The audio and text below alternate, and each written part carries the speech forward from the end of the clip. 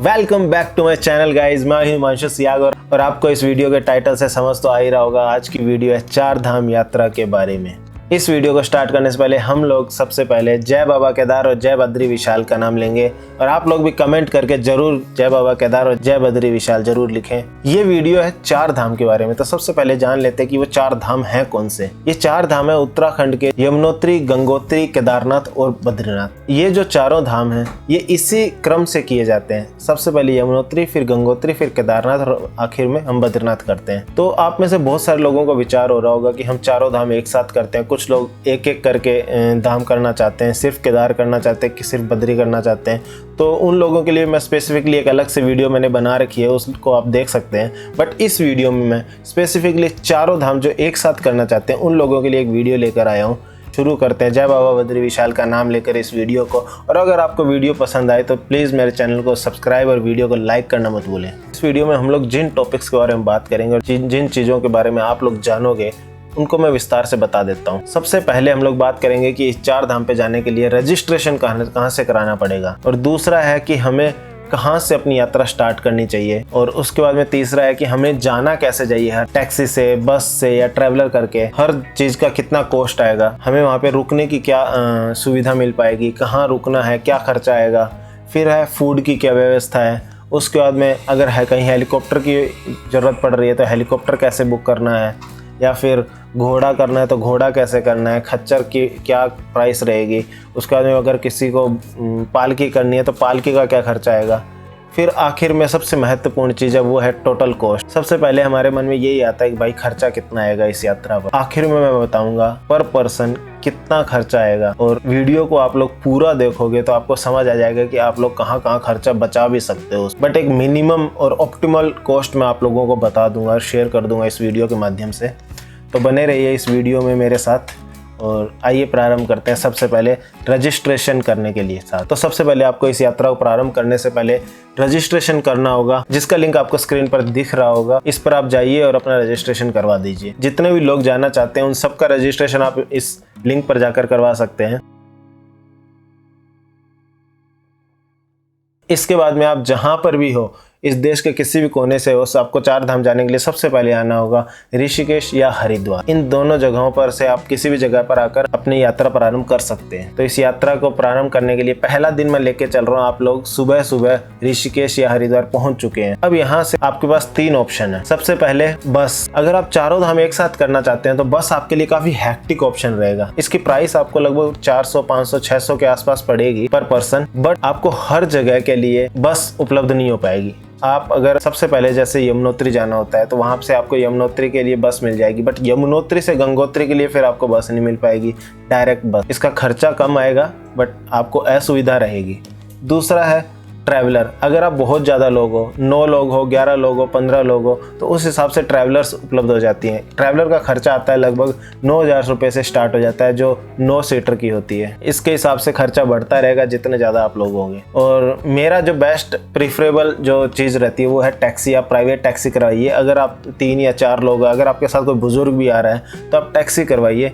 4 लोगों की एक टैक्सी हो जाती है और वो 4,000 रुपये से स्टार्ट हो जाती है। मैं डिज़ायर की कॉस्ट बता रहा हूँ। जो स्विफ्ट डिज़ायर की कॉस्ट है लगभग 4,000 रुपये पर डे की पड़ती है। ये मैं सारी कॉस्ट पर डे के हिसाब से बता रहा हूँ। डिज़ायर की कॉस्ट 4,000 रुपये पर डे पड़ती है। ट्रैवलर की कॉस्ट 9,000 रुपीज़ पर डे, और बस की कॉस्ट जो है 400 से 500 रुपये एक स्थान से दूसरे स्थान तक जाने में लग जाता है। तो मैं एज्यूम करके चल रहा हूँ आप लोग 3 या 4 लोग हो तो आप लोग टैक्सी करवाओगे। ये यात्रा मैं उन ही लोगों के हिसाब से ही बता रहा हूँ जिनके साथ में एटलीस्ट 1 या 2 बुजुर्ग हैं। और ये यात्रा आपकी रहेगी 10 दिनों की। 10 दिनों में आप ये पूरी यात्रा कवर कर लोगे, चारों धाम कवर कर लोगे। और जो बुजुर्ग भी साथ में जा रहे हैं तो उनके लिए बेस्ट प्रीफरेबल जो इटिनरी है, जो शेड्यूल है वो यही है। इसके हिसाब से आप बिल्कुल आराम से जा सकते हो, अपनी 4 धाम यात्रा बिल्कुल आराम से कवर अप कर सकते हो। कोई परेशानी नहीं होने वाली है और आपको हर जगह प्रॉपर टाइमिंग से रुकने का मौका भी मिलेगा। तो आप लोग अपनी यात्रा ऋषिकेश या हरिद्वार से प्रारंभ करोगे और पहले दिन आपको बड़कोट तक जाना है, जो लगभग आपको 5 घंटे की डिस्टेंस में पड़ेगा हरिद्वार या ऋषिकेश से। उन दिनों में काफ़ी ट्रैफिक होता है तो आपको हो सकता है कि थोड़ा टाइम ज़्यादा लग जाए, 6 या 6.5 घंटे भी लग जाए, परंतु इससे ज़्यादा नहीं लगेगा। आप लोग उस दिन 3 बजे तक के आसपास बड़कोट पहुंच जाइए और वहां पर अपना रूम वगैरह ले लीजिए। रूम आपको ऑनलाइन करने की ज़रूरत नहीं है, रूम आपको वहां पर ऑफलाइन में भी अगर ढूंढोगे तो आपको मिल जाएगा और एक डिसेंट 800 से 1000 रुपये के आसपास की प्राइस रेंज में आपको रूम मिल जाता है। उसके बाद में बड़कोट से नेक्स्ट डे सुबह सुबह आप अपनी यात्रा प्रारंभ कर दीजिए और वहाँ से आप जाइए जानकी चट्टी। जानकी चट्टी जो लास्ट स्टेशन है जहाँ तक गाड़ी जाती है, और वहाँ से आपको 5 किलोमीटर का यमुनोत्री टेम्पल के लिए ट्रैक करना पड़ेगा। जो लोग यंग हैं वो ट्रैक कर सकते हैं और जो लोग थोड़े बुजुर्ग हैं या जिनको कुछ प्रॉब्लम्स हैं तो वो खच्चर या फिर पालकी भी कर सकते हैं। मैं प्रीफर करूँगा कि आप पैदल ही जाइए, बट अगर कोई बुजुर्ग है तो पालकी में जा सकता है, बट खच्चर पे थोड़ी सी असुविधा रहती है, आपको कमर में इशू होने के चांसेस रहते हैं और खच्चर काफ़ी बार इधर उधर फिसल भी जाते हैं। और खच्चर वगैरह और पालकी वगैरह कॉस्ट होती है लगभग 4000 से 5000 के आसपास पर पर्सन। यमुनोत्री टेम्पल लगभग आपका 3 से 4 घंटे में हो जाता है और आप लगभग 11 बजे के आसपास 12 बजे के आसपास वहाँ पहुँच जाओगे और वहाँ अपने दर्शन वगैरह करके आरती तो शाम को होती है। आपकी जानकारी भी बता दूँ, शाम को 6 साढ़े 6 बजे के आसपास आरती होती है और सुबह भी 5-6 बजे के आसपास आरती होती है। अगर आपको आरती अटेंड करनी है तो आप लोग वहीं पर रुक जाइए। वहाँ पर भी कुछ 1-2 होटल्स हैं जहाँ पे आपको रुकने का चांस मिल सकता है। अन्यथा अगर आपको रुकने का नहीं मिल रहा है तो आप लोग वापस आ जाइए और वापस से बड़कोट में आप स्टे कीजिए। वहाँ पर यमुनोत्री टेम्पल में गर्म पानी का कुंड भी है तो आप लोग वहाँ नहा सकते हैं। इसके अलावा अगर आपको यमुनोत्री टेम्पल तक जाने के बारे में डिटेल्ड वीडियो देखनी है तो आई बटन पे लिंक दिख रहा होगा आपको, वहाँ पर जाकर आप मेरी पूरी वीडियो देख सकते हैं। इसके बाद में चलते हैं हम डे 3 पर। डे 3 पर हम लोग बड़कोट से जाएंगे उत्तरकाशी। बड़कोट से उत्तरकाशी लगभग 5 से 5.5 घंटे का रास्ता पड़ता है। बिकॉज हमने लास्ट दिन कुछ ट्रैक वगैरह भी किया था तो इसलिए ये दिन थोड़ा सा हम इजी रखेंगे और लगभग 5-5.5 घंटे के रास्ते को हम लोग इंजॉय करते हुए जाएंगे। रास्ते में बहुत अच्छी वादियाँ आती है तो इस दिन हम लोग उत्तरकाशी तक जाएंगे और वहीं पर ही स्टे करेंगे। नेक्स्ट डे हम लोग डे 4 उत्तरकाशी से गंगोत्री टेम्पल तक जाएंगे। गंगोत्री टेम्पल तक का रास्ता मात्र 100 किलोमीटर का और 3 घंटे में कवर हो जाता है। रास्ते में हरसिल भी आता है जिसकी वादियाँ बहुत ही देखने लायक हैं। आखिर में आप लोग पहुंच जाते हो गंगोत्री टेम्पल और गंगोत्री धाम पर दर्शन करके आप लोगों को वहीं से वापसी लेनी है और वापस आ जाना है उत्तरकाशी। तो उस दिन भी आपको उत्तरकाशी स्टे करना है। अब आ जाता है 5वां दिन। 5वें दिन आपको उत्तरकाशी से सोनप्रयाग जाना है जो कि केदारनाथ से पहले जहाँ तक गाड़ी जाती है वो स्टेशन है। तो सोनप्रयाग आपको वहीं पर आसपास रुक जाना है, फाटा या सोनप्रयाग। अगर आपके पास हेलीकॉप्टर की सुविधा है और आपने हेलीकॉप्टर की बुकिंग करवा रखी है तो आपको ज़्यादा वक्त नहीं लगेगा। फाटा, सीरी और सोनप्रयाग के पास में से आपको 3 लोकेशन है जहाँ से आपको हेलीकॉप्टर मिल जाता है और उसकी मैंने आपको वेबसाइट का लिंक भी दे रखा है स्क्रीन पर। यहाँ पर जाकर आप हेलीकॉप्टर की बुकिंग भी करवा सकते हो। हेलीकॉप्टर का खर्चा पड़ता है लगभग 5500 रुपये पर पर्सन। अगर आप हेलीकॉप्टर से नहीं जा रहे हो तो आपको जाना पड़ेगा पैदल। उसके लिए आपको सबसे पहले जाना है गौरीकुंड। सोनप्रयाग से गौरीकुंड जो रात को लगभग 3 बजे से स्टार्ट होता है। 3 बजे से पहले आप रात में ट्रैक नहीं कर सकते हो, यहाँ की अनुमति नहीं होती है। गौरीकुंड जाने के लिए आपको सोनप्रयाग से टैक्सी लेनी पड़ेगी। उस टैक्सी के लिए आपको पहले लाइन में भी लगना पड़ता है। मैं कहूँगा कि आप शुरू में ही जाइए ताकि आपको लाइन में ना लगना पड़े और अपनी यात्रा आप जल्दी से प्रारंभ कर पाएँ। तो टैक्सी वाले लगभग 50 रुपये लेते हैं और गौरीकुंड छोड़ देते हैं। गौरीकुंड से आपका असली ट्रैक प्रारंभ होता है। लगभग 20 किलोमीटर का ये ट्रैक है। एक नॉर्मल इंसान की मैं बात करूँगा तो उसको लगभग 7-8 घंटे लग जाते हैं उस ट्रैक को कवर अप करने में। काफ़ी चढ़ाई भी है बीच में, फिर थोड़ा प्लेन भी आता है, बट काफ़ी लेंथी रास्ता है और आप उस दिन वापस हो भी नहीं सकते। तो उस दिन आपको केदारनाथ पर ऊपर ही स्टे करना है। स्टे के आपके पास बहुत सारे ऑप्शन है, वहाँ पर स्टे के लिए मिल जाता है आपको कमरा। और स्टे का जो प्राइस है, होटल का जो प्राइस है वो डिपेंड करता है कि कितनी भीड़ है। जितनी ज़्यादा भीड़ होगी उस हिसाब से उसके प्राइसेस बढ़ जाते हैं। बट आपको नॉर्मली 1000, 1500, 2000 मैक्सिमम जिसमें आपको रूम मिल जाता है। बहुत सारे टेंट हाउसेज वगैरह भी हैं। GMVN का गेस्ट हाउस है जिसकी बुकिंग आप ऑनलाइन कर सकते हो। इसका लिंक मैंने आपको स्क्रीन पर दे रखा है। बट इसके अलावा बहुत सारे ऑप्शन हैं आपके पास। केदारनाथ पर रुकने के लिए आपको कोई चिंता की ज़रूरत नहीं है। उसके बाद में उस रात आप केदारनाथ स्टे कीजिए। केदारनाथ के एक बहुत ज़रूरी बात मैं आपको बता देता हूँ। हर साल बहुत लंबी लाइन लगती है। उसके पिछले साल मैं भी जा चुका हूँ केदारनाथ। बहुत ही लंबी लाइन लगती है, 2-3 किलोमीटर लंबी लाइन लगती है। आपको इन सब चीज़ों में न पड़ना पड़े इसलिए सरकार ने एक नई चीज़ स्टार्ट की है जो कि है कूपन, या जिसको बोल सकते हैं हम टोकन सिस्टम। टोकन आपको मिल जाएगा जो कि 1 घंटे के स्लॉट के लिए रहेगा। तो ये जो 1 घंटे का जो आपका कूपन रहेगा वो 3 घंटे तक वैलिड रहेगा लगभग, कि आप उसमें आगे के 3 घंटे तक के लिए आप उसको यूज़ कर सकते हो। तो इस तरह से ये थोड़ी जनता की सुविधा के लिए स्टार्ट किया गया है। अगले दिन आपको फिर वापस दर्शन करके वापस आ जाना है, एक दिन फिर लग जाएगा आपको वापस आने में, और आपको फिर वहाँ पर सोनप्रयाग आकर रुक जाना है। आप अगर चाहें तो सोनप्रयाग ना रुककर उसके आगे थोड़ा ऊखी मठ या चोपटा इस तरफ भी रुक सकते हैं, क्योंकि आपको जब वापस बद्रीनाथ जाना होगा तो इसी रास्ते से ही होते हुए आप जाओगे। अब 8वें दिन की बारी आती है, तो यहाँ से अब हम सोनप्रयाग या ऊखीमठ जहाँ पर भी आप रुके हुए हो वहाँ से आपको जाना है जोशीमठ। जोशीमठ जहाँ तक कि आपको दूरी पड़ेगी लगभग 6-7 घंटे की। बट मैं फिर भी कह रहा हूँ, ये जो मैं कह रहा हूँ ऑप्टिमल टाइम बता रहा हूँ, उस वक्त बहुत ट्रैफिक होता है, तो आपको लगभग मान के चलिए 1 घंटा या 1.5 घंटा एक्स्ट्रा ही लगेगा हर जगह का।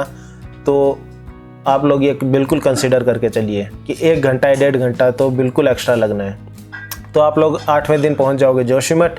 जोशीमठ से बद्रीनाथ की दूरी लगभग 2.5-3 घंटे की है, और 9वें दिन आप जोशीमठ से बद्रीनाथ जाइए, दर्शन कीजिए। और अगर आपको बद्रीनाथ दर्शन करने के बाद में थोड़ा वक्त बच जाता है तो आप लोग जा सकते हो उसी के पास है माना विलेज, जहाँ से सरस्वती नदी भी आपको देखने को मिलती है। और ये जो है सबसे लास्ट विलेज है इंडिया का बॉर्डर से जो लगता हुआ विलेज है, माना विलेज।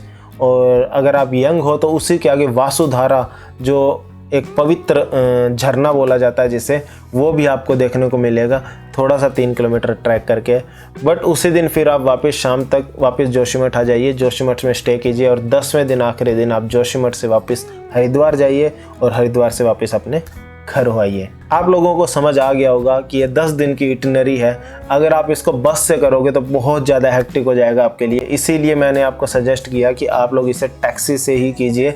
इतनी ज़्यादा कॉस्ट नहीं पड़ती है, थोड़ा ही अंतर आता है, बट आपके लिए कंफर्टेबल रहेगा। अगर आप अकेले जा रहे हो तो अब ज़रूर आपको कॉस्ट पड़ेगा, बट अगर आप 3-4 लोग हो तो आपको पर पर्सन की कॉस्ट आपकी बहुत ज़्यादा रिड्यूस हो जाएगी। अभी मैं बताता हूँ आपको कि फूड हर जगह आपको खाने की व्यवस्था हो जाएगी, खाने की कोई दिक्कत नहीं होने वाली, कोई परेशानी नहीं होने वाली, हर जगह खाना आपको उपलब्ध हो जाएगा। तो दिन का मैं मान के चल रहा हूँ लगभग 250 रुपये पर पर्सन पड़ेगा खाने का। और इसके बाद में स्टे का हर जगह लगभग 800 से 1000 रुपये आपको पड़ने वाला है पर रूम का खर्चा। अब मैं आपको बताता हूँ टोटल कॉस्ट पर पर्सन या टोटल कॉस्ट जो बैच जा रहा है उसका कितना आने वाला है। कॉस्ट जो सबसे पहले हमारे दिमाग में आती है उसको मैं आखिर में लेके आया हूँ, क्योंकि उससे पहले हमें समझना ज़रूरी था कि हम लोग कैसे जा रहे हैं और कितना हेक्टिक ये शेड्यूल होने वाला है। बट फिर भी मैंने आपको इतना सिंप्लीफाई करके दिया है कि आप लोग इस शेड्यूल के हिसाब से जाओगे तो प्रॉपर आराम से बिना किसी परेशानी के आप लोगों की 4 धाम यात्रा पूरी हो जाएगी।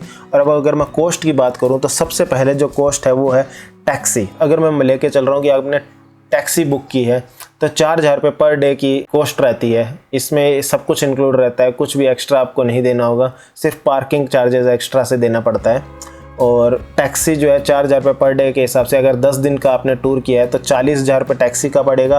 फिर फूड जो 300 रुपये पर डे के हिसाब से मैंने लिया है तो 10 डेज़ के हिसाब से 3000 रुपीज़ इसका पड़ जाएगा। और स्टे जो 1000 रुपीज़ मैंने अपर लिमिट लिए पर डे के हिसाब से, तो 10 दिन का हो गया 10,000 रुपये।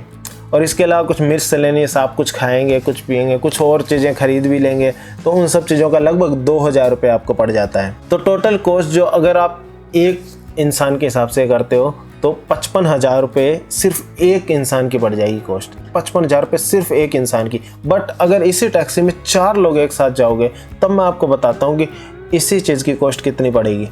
तो अगर 4 लोग जा रहे हो तो टैक्सी का टोटल 40,000 रुपये तो सेम है। फूड का हो जाएगा 1200 रुपये पर डे, क्योंकि 4 लोग जा रहे हैं तो टोटल 12,000। और स्टे का हो जाएगा 2000 रुपये पर डे के हिसाब से, क्योंकि 2 रूम लोगे 4 लोग हो तो 10 दिनों के हिसाब से हो गया 20,000। और कुछ मिसलेनियस जो कि 4000 रुपये मैंने ऐड अप किया है। इस तरह से ये टोटल कॉस्ट हो जाती है 76,000। तो पर पर्सन जो पड़ेगी वो पड़ेगी आपको 19,000 रुपये पर पर्सन। ये जो मिनिमम कॉस्ट है ये आपको बियर करनी ही पड़ेगी अगर आप बाय टैक्सी जा रहे हो तो। और अगर आपको इसको और एलिबरेटिव वे में देखना है कि बस से भी कितना कॉस्ट पड़ेगा, वो कितना कॉस्ट पड़ेगा, इसके लिए मैंने सेपरेट वीडियो बना रखी है, आप मेरे लिंक पर जाकर दे सकते हो। इसके अलावा मैं इस कॉस्ट में 3 चीज़ें और ऐड करना चाहूँगा। अगर आपने हेलीकॉप्टर सुविधा उपलब्ध करवाई है तो उसके 5500 रुपये पर पर्सन आप ऐड कर लीजिए। अगर आपने कोई खच्चर या फिर घोड़ा वगैरह बुक करवाया तो उसका भी 4 से 5,000 रुपये आप लोग ऐड कर लीजिए। पालकी अगर किसी ने लिया, कोई बुजुर्ग इंसान है तो उसका भी लगभग 5,000 रुपये आप लोग ऐड अप कर लीजिए। तो इस तरह से आप अपने हिसाब से इस कॉस्ट में जो 19,000 रुपये मैंने बताई है उसमें आप ऐड कर सकते हो। अगर आपको हर धाम की सेपरेट वीडियो देखनी है और वहाँ का प्रॉपर आपको डिटेल्ड प्लान चाहिए तो मेरी डिस्क्रिप्शन में लिंक दिया हुआ है, आई बटन में भी आपको लिंक दिख रहे होंगे, तो वहाँ पर जाकर आप मेरे इन वीडियोज़ को देख सकते हो। आपको वीडियो कैसी लगी? अगर वीडियो पसंद आई हो तो प्लीज़ चैनल को सब्सक्राइब और वीडियो को लाइक करना मत भूलिए और कमेंट सेक्शन में जय भोले जय बद्री विशाल लिखना ना भूलें। धन्यवाद। हिमांशु सियाग मुसाफिर, मिलता हूँ नेक्स्ट वीडियो में। इसी तरह बने रहिए मेरे चैनल के साथ। जय भोले जय बद्री।